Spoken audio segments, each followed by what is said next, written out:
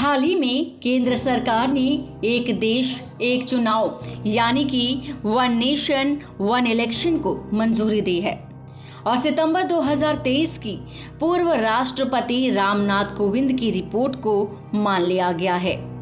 तो आइए आपको बताते हैं कि आम जनता को इसका सीधा फायदा क्या क्या मिल सकता है वन नेशन वन इलेक्शन के माध्यम से, जानेंगे अपने इस वीडियो के जरिए। सबसे पहले जानेंगे कि क्या है वन नेशन वन इलेक्शन का कॉन्सेप्ट। भारत में वन नेशन वन इलेक्शन का मतलब है कि संसद के निचले सदन यानी कि लोकसभा चुनाव के साथ ही देश के सभी राज्यों के विधानसभा चुनाव भी कराए जाएं।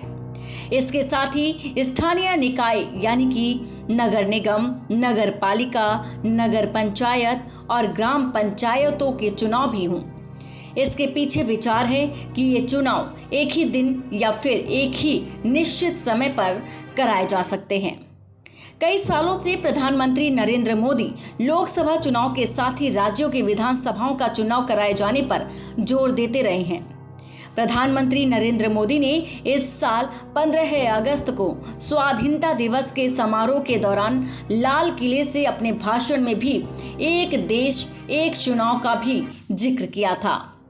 बार बार चुनाव इस देश की प्रगति में रुकावट बन रहे हैं, गतिरोध पैदा कर रहे हैं। आज कोई भी योजना को चुनाव के साथ जोड़ देना आसान हो गया है, क्योंकि हर 3 महीने 6 महीने कहीं कहीं चुनाव चल रहा है। कोई भी योजना जाहिर करोगे आप तो मीडिया में देखेंगे चुनाव आया तो फलाना हो गया, चुनाव आया तो फलाना हो गया। हर काम को चुनाव के रंग से रंग दिया गया है और इसलिए देश में व्यापक चर्चा हुई है। सभी राजनीतिक दलों ने अपने विचार रखे हैं। एक कमेटी ने बहुत बढ़िया अपना रिपोर्ट तैयार किया है। वन नेशन वन इलेक्शन के लिए देश को आगे आना होगा। मैं लाल किले से तिरंगे की साक्षी में देश के राजनीतिक दलों से आग्रह करता हूं, देश के संविधान को समझने वाले लोगों से आग्रह करता हूं कि भारत की प्रगति के लिए, भारत के संसाधनों का सर्वाधिक उपयोग जन सामान्य के लिए हो, उसके लिए वन नेशन वन इलेक्शन के सपने को साकार करने के लिए हमें आगे आना चाहिए। आजाद भारत में जब पहली बार 1951 में भारत की जनता अपने मताधिकार के द्वारा सरकार को चुनने जा रही थी, तो उस समय भी लोकसभा के आम चुनाव के साथ साथ देश के सभी राज्यों के विधानसभा के चुनाव वन नेशन वन इलेक्शन की थीम पर ही होते थे। आजाद भारत में जब पहली बार 1951 में भारत की जनता अपने मताधिकार के द्वारा सरकार को चुनने जा रही थी, तो उस समय भी लोकसभा के आम चुनाव एक साथ देश के सभी राज्यों के विधानसभाओं के साथ वन नेशन वन इलेक्शन की थीम पर ही होते थे। साल 1952, 1957, 1962 और 1967 में एक साथ ही चुनाव कराए गए। इसके बाद कुछ राज्यों का पुनर्गठन हुआ और कुछ नए राज्य बनाए गए। इसके कारण अलग अलग समय पर चुनाव होने लगे। जहां तक दूसरे देशों में वन नेशन वन इलेक्शन की व्यवस्था की बात है, तो इस सूची में अमेरिका, फ्रांस, स्वीडन, कनाडा आदि देश शामिल हैं। अमेरिका में हर 4 साल में एक निश्चित तारीख को ही राष्ट्रपति, कांग्रेस और सीनेट के चुनाव कराए जाते हैं। यहाँ एकीकृत चुनावी प्रक्रिया को सुविधाजनक बनाने के लिए देश के सभी सर्वोच्च कार्यालयों के चुनाव एक साथ होते हैं। इसके लिए संघीय कानून का सहारा लिया जाता है। भारत की ही तरह फ्रांस में संसद का निचला सदन यानी कि नेशनल असेंबली है। वहां नेशनल असेंबली के साथ ही संघीय सरकार के प्रमुख राष्ट्रपति के साथ ही राज्यों के प्रमुख और प्रतिनिधियों का चुनाव हर 5 साल में एक साथ कराया जाता है। स्वीडन की संसद और स्थानीय सरकार के चुनाव हर साल 4 साल में एक साथ होते हैं। यहाँ तक कि नगर पालिका और काउंटी परिषद के चुनाव भी इन्हीं चुनाव के साथ कराए जाते हैं। वैसे तो कनाडा में हाउस ऑफ कॉमन्स के चुनाव हर 4 साल में कराए जाते हैं, जिसके साथ कुछ ही प्रांत स्थानीय चुनाव को संघीय चुनाव के साथ कराते हैं। अगर भारत में भी एक देश एक चुनाव होता है तो सबसे बड़ा फायदा यह होगा, चुनाव का खर्च घट जाएगा, अलग अलग चुनाव कराने पर भारी भरकम जो राशि खर्च होती है उससे बचाव होगा।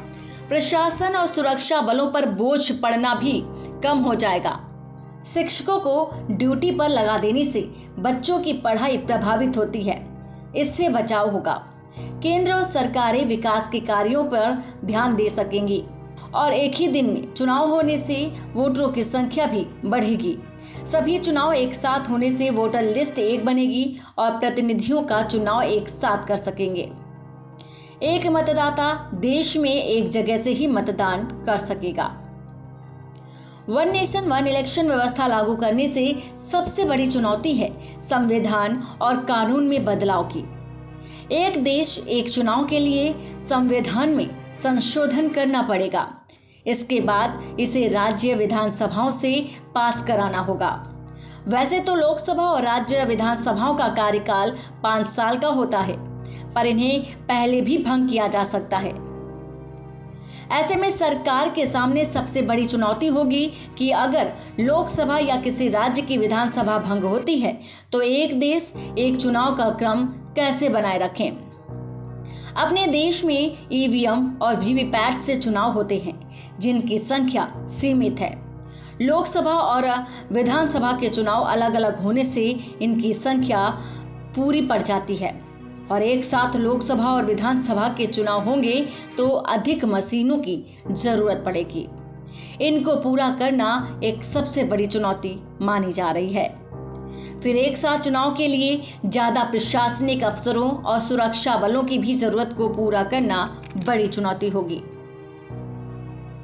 वैसे वन नेशन वन इलेक्शन पर एक कदम आगे बढ़ाते हुए 2 सितंबर 2023 को ही इस पर विचार करने के लिए पूर्व राष्ट्रपति रामनाथ कोविंद की अध्यक्षता में एक कमेटी बनाई गई थी।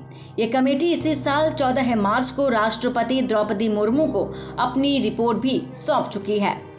191 दिनों तक विशेषज्ञों और स्टेक होल्डर्स से चर्चा के बाद कमेटी ने 18,626 पन्नों की रिपोर्ट दी है और इसमें सभी राज्यों की विधानसभाओं का कार्यकाल बढ़ाकर 2029 तक करने का सुझाव भी दिया गया है, जिससे कि लोकसभा चुनाव के साथ ही इनके चुनाव भी कराए जा सके।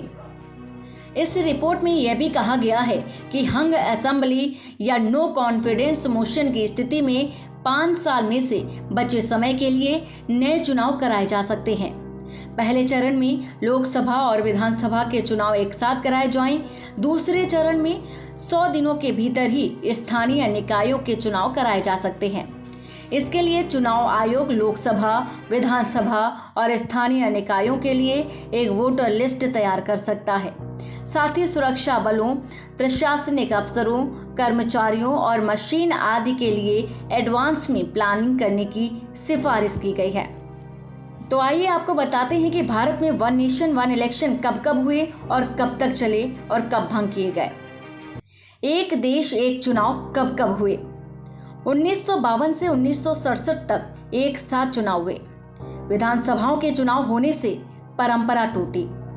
1967 और 1969 में कई विधानसभाएं भंग हुई और 1970 में लोकसभा भी भंग हुई, जिससे फिर परंपरा टूटी। वन नेशन वन इलेक्शन को लेकर कैसी लगी आपको ये जानकारी कमेंट के जरिए जरूर बताइएगा। साथ ही हमारे चैनल को सब्सक्राइब करना ना भूलें।